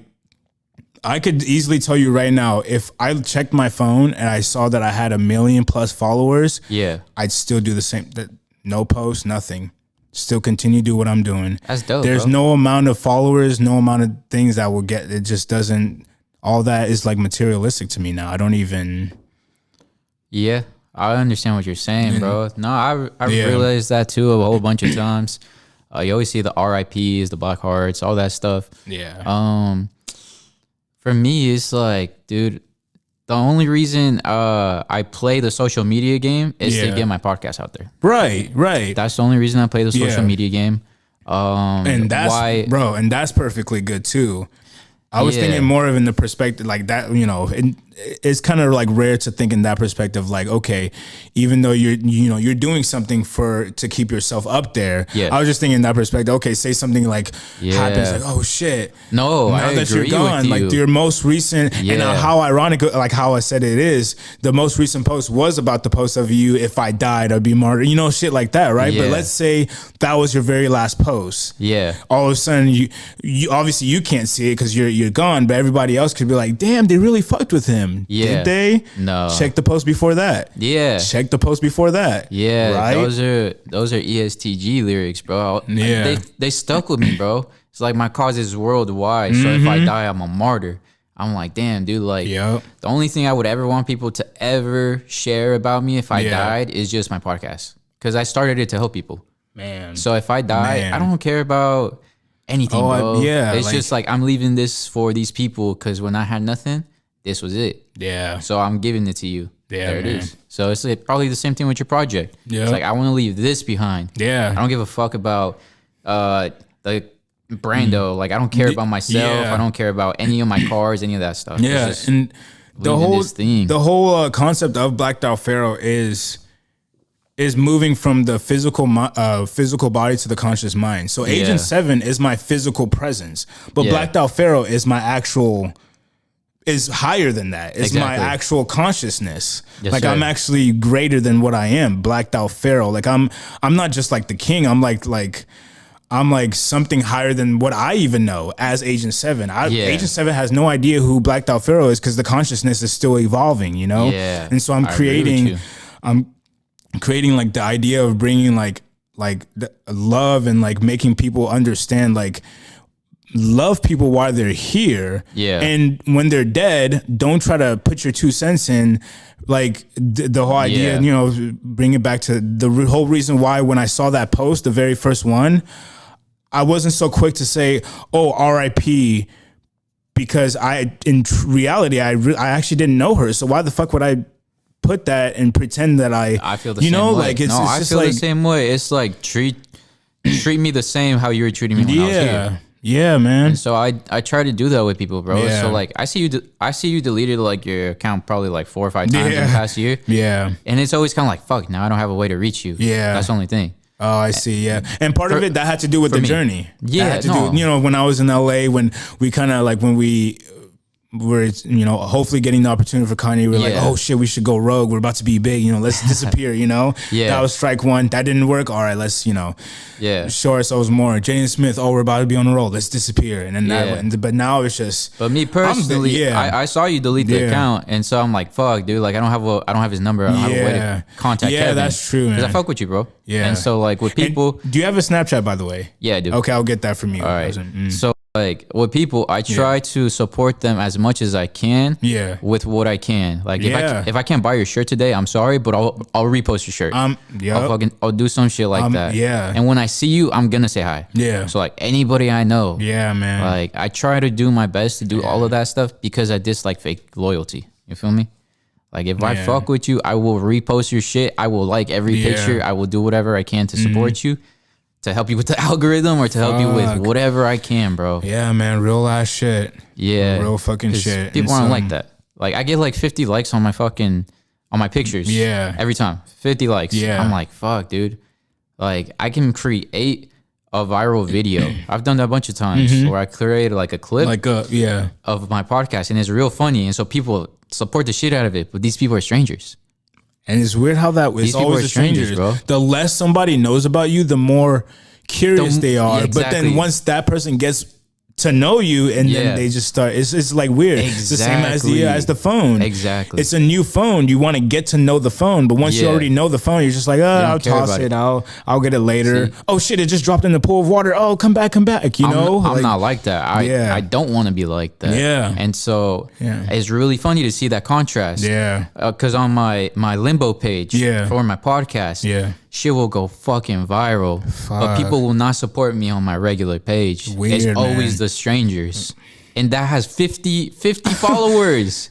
My regular page has 1,000 followers. These 1,000 people I know won't support me, but thousands of strangers will. Once you're gone, those 1,000 plus people will then tell the next people, bro, Brando's gone. You know the person who does Limbo Pod? Yeah. Like, fuck, bro. Like, then you start getting views from your YouTube and stuff like that. But why didn't you watch that shit while I was still here? Exactly. Like, you want me to come out of my grave and be like, oh, thank you guys. Okay, great. Like, let me make more videos. You can't expect nothing from people that you know. Yeah. So, like, the very few close circle that you got, they fuck with you. But aside from that, don't expect nothing from nobody.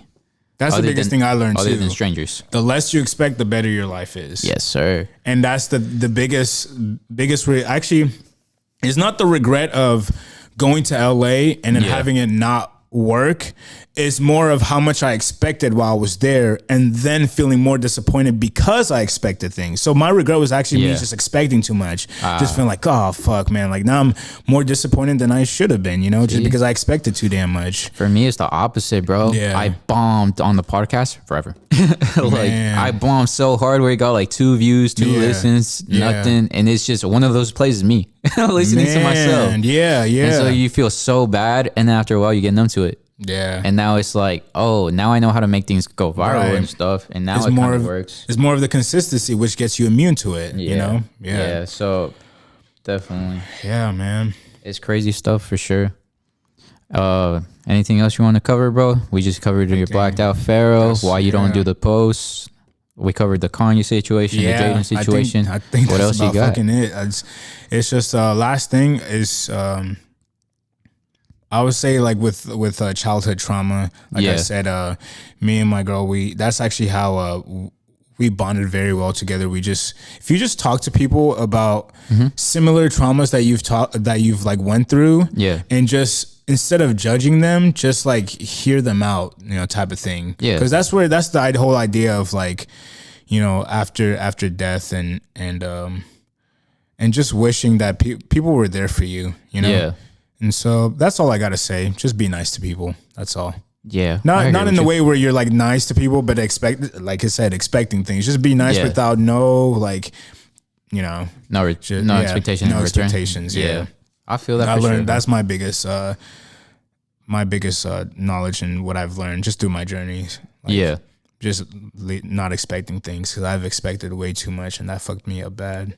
Yeah, I agree, bro. Yeah, everybody's got to learn. Bro, we're still only 20. Yeah, I know. So like, relax. That's fine. Don't take it too serious on yourself like that. It's weird because now that I've talked about like what I've just went throughout my past like life, like 2 or 3 years. Yeah, like I've actually done a lot more than a lot of people have done. Like my own professor, the music professor, he told us like, I don't know, like what are you guys going to be able to do? Like, you guys going to be able to achieve this or achieve that? Our parents, this and that. And I was like, fuck. Like looking back, I can't even get mad. Like, yeah. I was sitting in the same room as Jaden at some point. Like, what the, you know, like, yeah, fuck. Like, not a lot of people have the opportunity to just do shit like that, you know? No, you're right. Yeah. Definitely. So, yeah. No, you've lived a lot of life, bro. Yeah. I could say the same. I feel like I've lived, I would say, like 3 different lives. Yeah. Since high school. I've been doing a lot.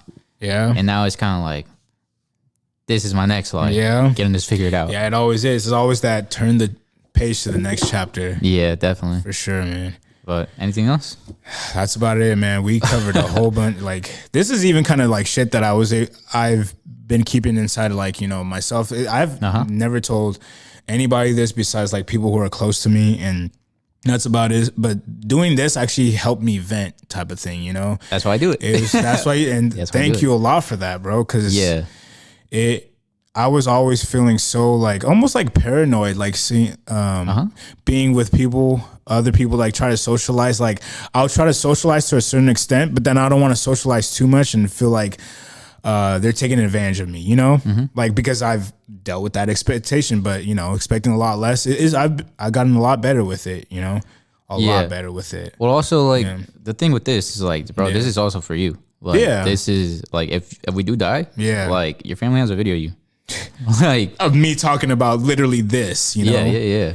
Yeah, that's why I see it. Like, yo, like I don't know, maybe I don't leave nothing behind, but at least now my family has videos of me. Yeah, I think it's kind of cool.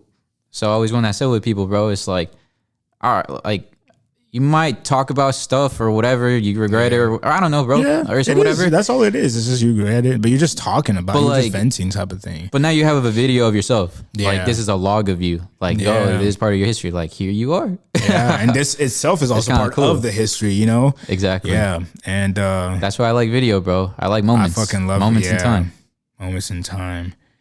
Yeah. And this will also be part of the progress of Blacked Out Pharoah film. So what you're watching right now will have segments and clips for the film itself.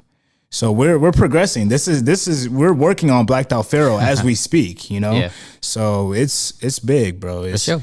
I'm glad to be a part of it, bro. For sure, man. It'll blow up. I'll help you. I'll help you run it, bro. For Hell sure. Yeah.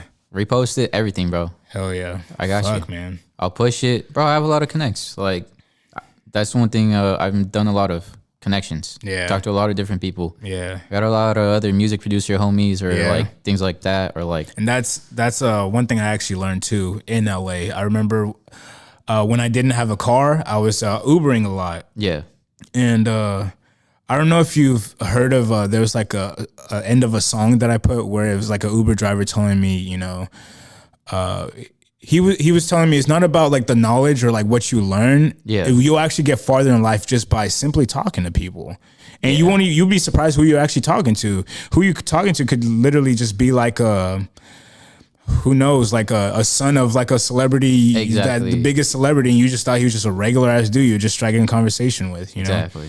Yeah. Exactly. I learned that a lot for sure. Yeah. Definitely. Oh, actually, last thing I do want to talk about, which I don't know how this is gonna correlate with like the time frame of everything, but just recently, I think about like a couple months ago, this is something that I haven't talked to my girl about because I don't know how she would like respond to it. I know she would like trying to get me to do it, but I know for me, I didn't want to. But recently, I got the opportunity to potentially get signed to Atlantic Records. Yeah. But the price range was what turned me off. So they wanted me to sign to them for $500K. That was a hell no for me because for $500K and this, the reason why they even like offered it was because I think I remember sending them Black Magic and I think the Pharaoh's Buried tape. That was like my most recent song that I made at the time. So I send that to him and they say, okay, we like what we hear, but because you've never performed live before, they can't give me like a big like record deal. It can't be like over $1 million or something. Like, like damn, all like you love my music, but all because I haven't performed, like, nah, I can't take that. I know my skills are too big to kind of like settle for some shit like that, you know? Yeah. And on top of that, I know things about the record industry too. And Atlantic Records is also one of those, like, how would I say, like demons of the record label. You know how Kanye talks about how Def Jam is one of them. Atlantic Records is one of them, which was the one that they were trying to offer me. And so I was like, damn, for $500K just because I never performed. And I know too, like they'll probably want to like own like what 80% of Venaro, like the shit that I've like, you know, started off since 2016. Everything that I've made was after I graduated for some reason, you know, just all these ideas popped up. But I was thinking all that things. I was like, okay, they're only gonna make me settle for less than $1 million, and possibly they'll probably own 80% of what I actually came up with, my idea, you know? Exactly. So I'm like, nah, I wouldn't do it either.